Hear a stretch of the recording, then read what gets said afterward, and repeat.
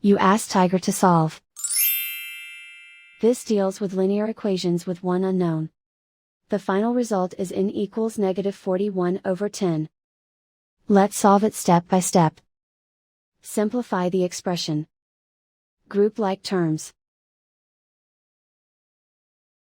Simplify the arithmetic. Group all constants on the right side of the equation.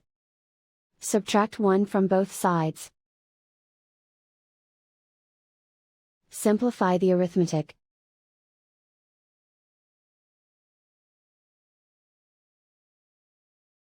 Isolate the n.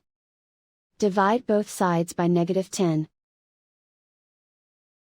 Cancel out the negatives. Simplify the fraction. Move the negative sign from the denominator to the numerator.